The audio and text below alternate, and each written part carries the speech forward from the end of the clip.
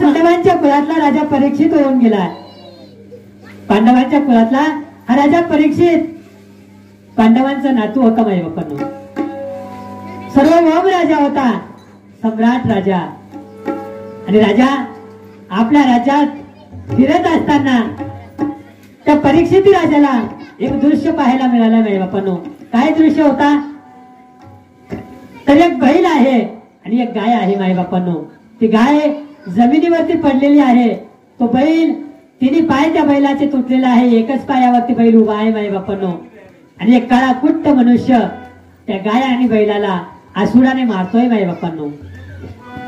दादा, आसुडाने गाय आणि बैलाला तो काळा कुट्ट मनुष्य मारतोय. आणि राजा परीक्षित राजाने हा दृश्य बघितला. पांडवांच्या कुळातला राजा परीक्षित होता. सहन झालं नाही माई बापांनो अत्याचार. राजाने बाण काढला माई बापांनो आणि धनुष्याला बाण लावणार. तेवढ्यात त्या राजाने विचार केला की यांना विचारू आधी की हा काळाकुट्ट मनुष्य तुम्हाला का मारतोय. राजा परीक्षित त्या बैलाजवळ गेला आणि त्या गाय आणि बैलाला विचारलाय माई बापांनो. विचारतात ती गाय म्हणजे कोण होती दादा? तर ती गाय म्हणजे साक्षात धरती माता होती आणि तो बैल म्हणजे धर्म होता माई बापांनो. का? तर तो राजा परीक्षित विचारतोय दादा हा काळाकुट्ट मनुष्य आसुडाने तुम्हाला का मारतोय? तेव्हा त्या गाय आणि बैलाने सांगितलं की राजा, मी गाय म्हणजे धरती आहे आणि हा बैल म्हणजे धर्म आहे. त्या बैलाला 4 पाय होते माई बापांनो.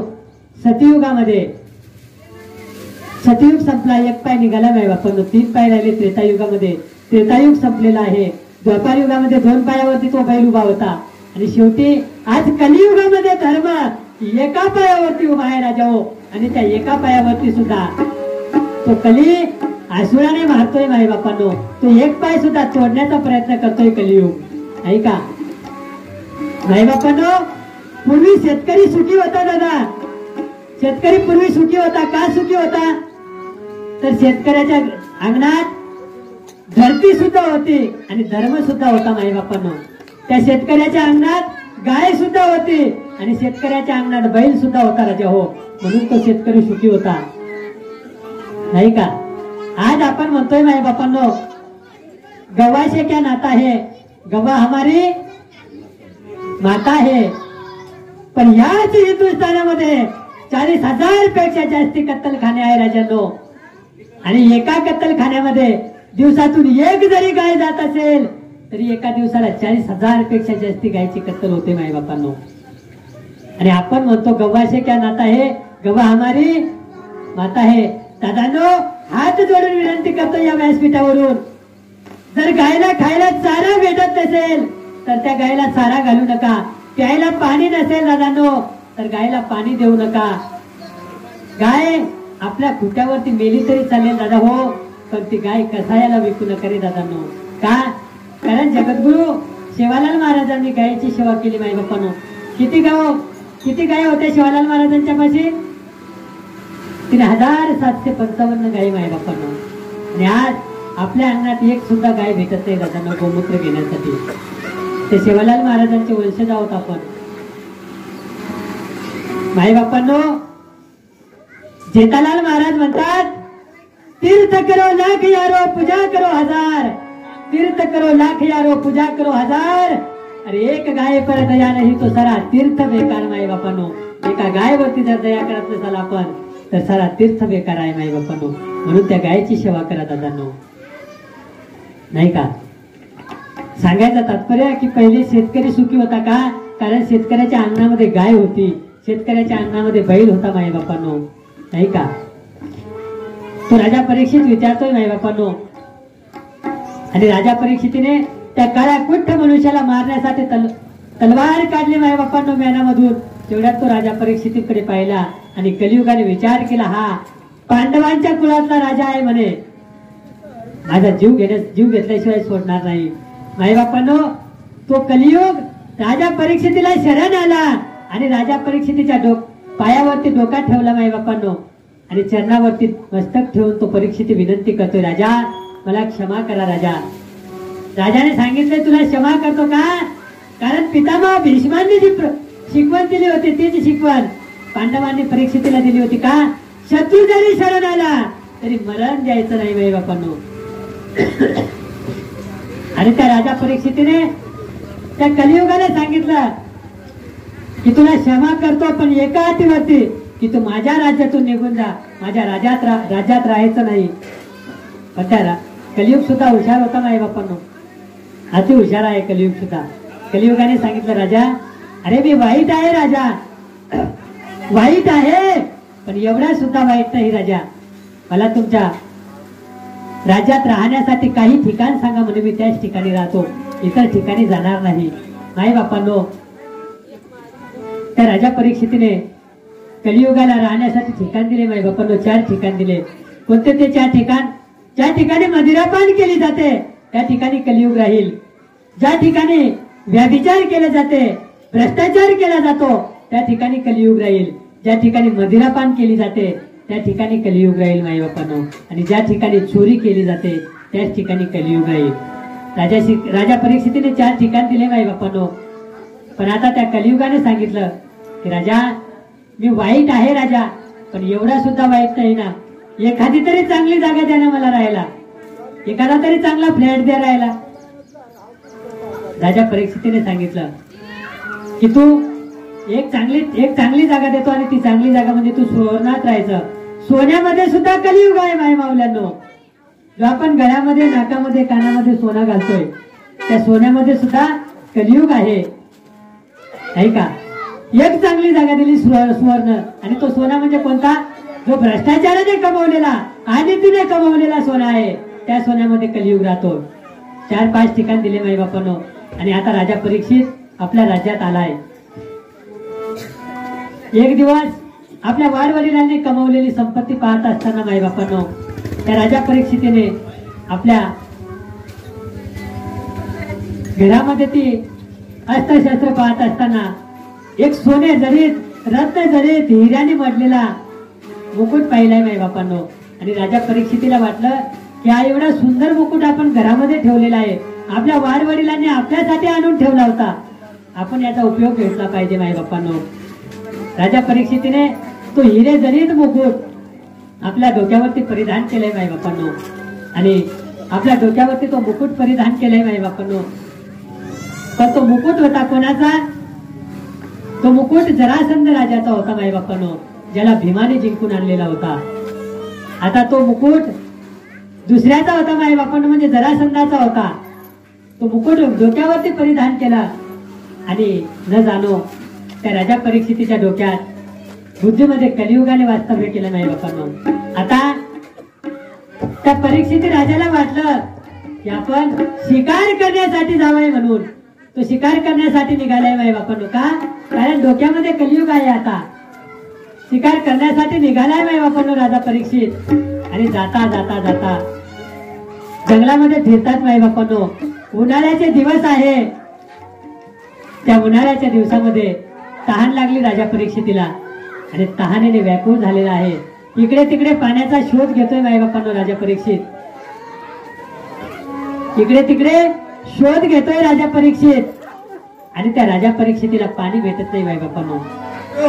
समय घणो बलवान रे बिया, समय घणो बलवान, समय घणो बलवान रे बिया, समय घणो बलवान, समय घणो बलवान रे बिया, समय घणो बलवान, समय घणो बलवान रे दादा, समय घणो बलवान.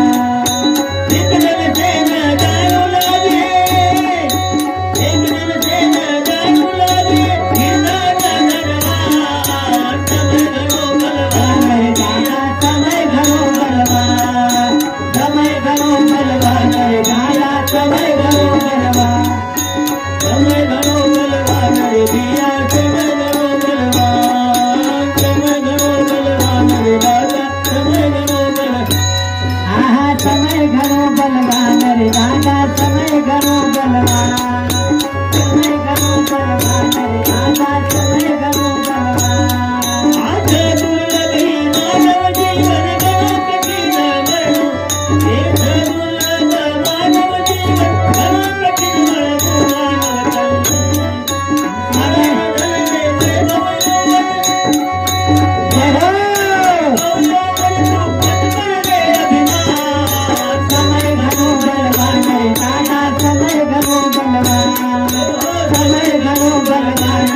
किया समय घनो बलवान।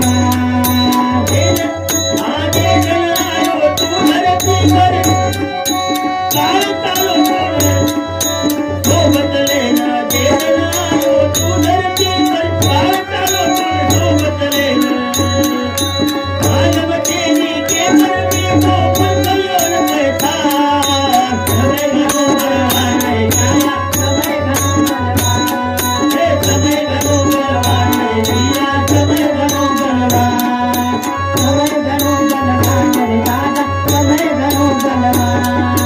काम घणो पर जीवन थोड़ा ऊपर मनेरो चंचल घोड़ा काम घनो पर जीवन थोड़ा ऊपर मनेरो चंचल घोड़ा। काम तुम्हारी गाल प्रभु गाल प्रभु सुंदर प्यारो नाम समय घणो बलवान दादा समय घनो बलवान समय घनो बलवान रे दादा समय घनो बलवान। एक दिन से न जानू लागे एक दिन से न जानू लागे हृदय न धनवान समय घनो बलवान रे काला समय घनो बलवान समय घनो बलवान रे काला समय घनो बलवान समय घनो बलवान रे काला समय घनो बलवान।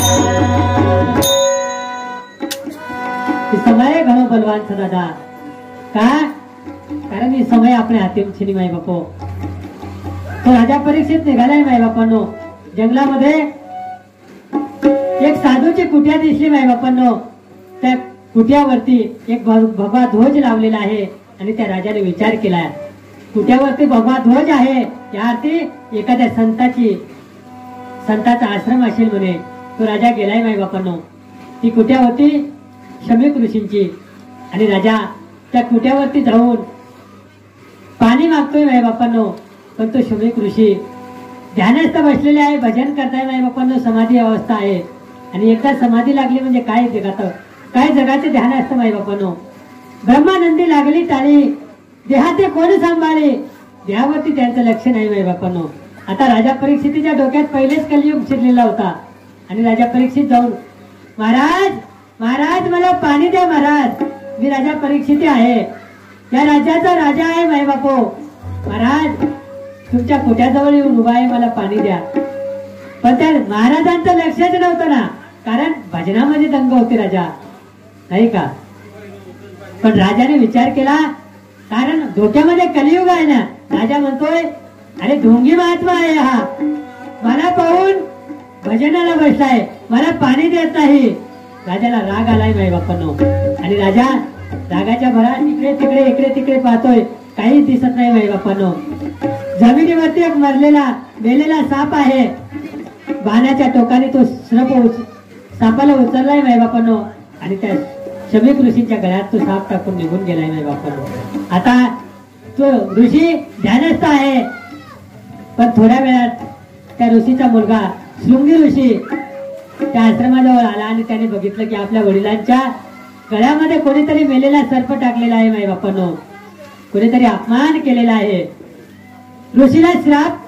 ऋषीला राग आलाय माई बापांनो आणि कमंडलूतलं पाणी हातात घेतला आणि श्राप दिले राजाला ज्या कोणी नराधमाने हा अपराध केला असेल त्याला आजपासून 7व्या दिवशी तक्षक नावाचा सर्पदंश करेल आणि त्याचा मृत्यू होईल माई बापांनो। काही काळानंतर शमीक ऋषी समाधीतून बाहेर आले। शृंगी ऋषी श्राप दिलेलं बघितलं माई बापांनो आणि त्यांनी सांगितलं बाळा अरे तो राजा आहे आणि त्या राजाला श्राप द्यायचा नसतो ना बाळा का कारण राजा हा भूदेव असतो जमिनीवरचा देव असतो माई बापांनो। त्या राजाला श्राप दिला बाळा तू निभाय तुझ्या हातून हे खूप चुकीचं कर्म झालंय आणि केला असेल राजाने माझा अपमान तू त्यांचा कर्म होता पण तू श्राप द्यायला नको होता बाळा माई बापांनो। पण आता आपण आताच म्हटलं की समय बडा बलवान नाही का। वेळ निघून गेली राजा दादा वेळ निघून गेली हातातून। आता त्या शृंगी ऋषींनी सांगितलंय बाबा माझ्या मुखातून श्राप दिलाय श्राप निघून गेले बाबा आता तो काही परत येणार नाही। पण त्या शमीक ऋषीने सांगितलंय बाळा आता त्या राजाजवळ 7 दिवस आहे तू जाय आणि त्या राजाला सांगून दे की राजा आजपासून 7व्या दिवशी तुम्हाला मरण येणार आहे. माईबापांना तो राजाच्या राजवाड्यात आला आणि विचारतोय की राजा कोण. तेव्हा राजाला विचारलं माईबापांना, राजाला सांगितलं की राजा मला क्षमा करा, का की माझ्या हातून तुमच्या हातून एक अपराध घडला आणि तो मला माहित नव्हता आणि असे मी सुद्धा तुम्हाला श्राप दिलाय राजा. आजपासून 7व्या दिवशी तक्षक नाग तुम्हाला दंश करेल आणि तुमचा मृत्यू होईल. माईबापांनो, ज्या व्यक्तीला कळालं आहे की आपल्या 7व्या दिवशी मृत्यू आहे त्याने काय केलं असेल. सर्वात आधी बँक बॅलन्स चेक केला असेल की आपल्या नावावरची प्रॉपर्टी मुलाच्या नावावर केली असेल. काय केलं असेल माईबापांनो. त्या राजाने त्या क्षणी राज्याचा त्याग केला माईबापांनो आणि राजा निघालाय आता कुठे. शुकाल नावाचा तीर्थ आहे आणि त्या तीर्थावरती राजा आलाय. जो कोणी भेटेल त्याला राजा विचारतोय आजपासून 7व्या दिवशी माझा मृत्यू आहे आणि मला या मृत्यूपासून वाचण्याचं नव्हे तर माझा उद्धार कसा होईल ते सांगा माईबापांनो. प्रत्येकाला विचारतोय. लाखोच्या संख्येने संत महंत ऋषी मुनी जपी तपी तिथे उपस्थित आहे माईबापांनो. प्रत्येक साधू संत आपापल्या परीने जीवनाचा उद्धार करण्याचा मार्ग सांगत आहे. पण माईबापांनो, योगायोग त्या क्षणी तिथे शुकदेव मुनी आले माईबापांनो. भगवत भक्त शुकाचार्यांचं आगमन झालंय. त्या लाखोच्या संख्येत आलेले संत महंतांनी उठून त्या शुकाचार्यांना प्रणाम केलाय माईबापांनो. राजांनी सुद्धा आता दंडवत प्रणाम केला आणि राजा त्या शुकाचार्यांची स्तुती करतोय माईबापांनो आणि म्हणतोय मला माझा उद्धार कसा होईल ते सांगा. पण त्या साधू संतांनी सांगितले राजा जास्ती स्तुती करू नको म्हणून. का?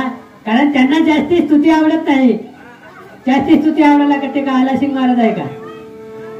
त्यांना जास्ती स्तुती आवडत नाही आणि ते एका ठिकाणी जास्ती वेळ थांबत नाही. ते एका ठिकाणी तेवढंच वेळ थांबते. किती वेळ? जेवढा वेळ गाय धुवायला लागते माईबापांनो. गायचं दूध काढायला जेवढा वेळ लागतो तेवढा वेळ ते थांबतात. आणि गायचा दूध काढायला किती वेळ लागतो दादांनो? 2 तास. गायचं दूध काढायला किती वेळ लागतो? तर संत म्हणतात जी गावरान गाय आहे त्या गावरान गायचं दूध काढण्यासाठी फक्त 6 मिनिटं लागतात. आणि तो शुकाचार्य एका ठिकाणी भिक्षा मागायसाठी गेले तर फक्त 6 मिनिटं थांबतात आणि 5च घरी भिक्षा मागतात. पण त्या राजा परीक्षितीचा उद्धार करण्यासाठी शुकाचार्य आले होते माईबापांनो.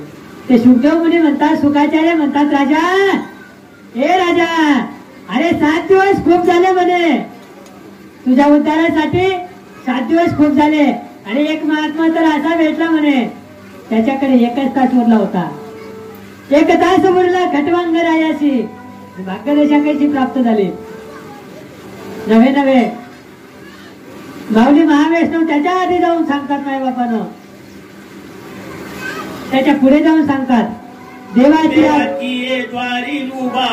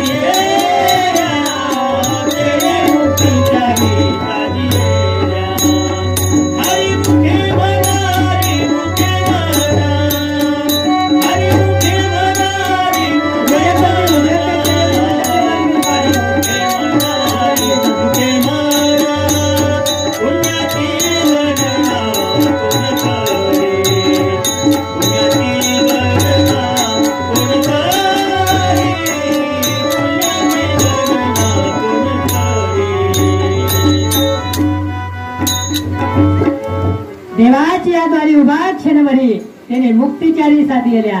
हरिमुखे म्हणा पुण्याची गणना कोण करी. माईबापांनो, देवाच्या द्वारामध्ये क्षणभर जरी उभे राहिले तरी 4 मुक्ती साध्य होतात माईबापांनो. सलोकता, समीपता, संयोजता आणि स्वरूपता या 4 मुक्ती सहज प्राप्त होतात. कधी? देवाच्या द्वारी उभा क्षणभरी त्याने मुक्तीचारी साधिल्या. हरिमुखे म्हणा पुण्याची गणना कोण करी. शुकाचार्य म्हणतात राजा, अरे 7 दिवस म्हणजे खूप वेळ आहे म्हणे आपल्या हातात. 7 दिवसात मी तुला श्रीमद भागवत कथा सांगतो आणि तू ती श्रीमद भागवत कथा श्रवण कर. नक्की तुझा उद्धार झाल्याशिवाय राहणार नाही माई बाप्पांनो. आता राजा परीक्षितीला शुकाचार्य भागवत कथा सांगताय. राजा परीक्षिती तू भागवत कथा श्रवण करतोय माई बाप्पांनो, पण कशी कथा श्रवण करतो? जीवाचे कान करून कथा श्रवण करतोय माई बाप्पांनो. अंतकरणापासून कथा श्रवण करतोय नाही का. आणि तशी कथा कीर्तन सत्संग प्रवचन जर श्रवण करायचं ठरलं तर कसं करायचं? जीवाचे कान करून कथा श्रवण करायची माई बाप्पांनो नाही का. आता राजा परीक्षिती कथा श्रवण करताय माई बाप्पांनो. बघता बघता बघता बघता 7वा दिवस आलाय माई बाप्पांनो. आणि आता शुकाचार्य म्हणतोय, राजा आज 7वा दिवस आहे आणि आज तुला तक्षक नावाचा सर्पदंश करेल आणि तो मरणार आहे. पण माई बाप्पांनो, शुकाचार्यांच्या मुखातून राजा परीक्षितांनी कथा श्रवण केली होती. राजा परीक्षिती शुकाचार्याला म्हणताय, महात्मा आता मी मरणार नाही म्हणे. का? कारण मी अमर झालोय. आता ही अमर कथा आता ते टाळी वाजव राजा आणि मुख्याने नामस्मरण करू.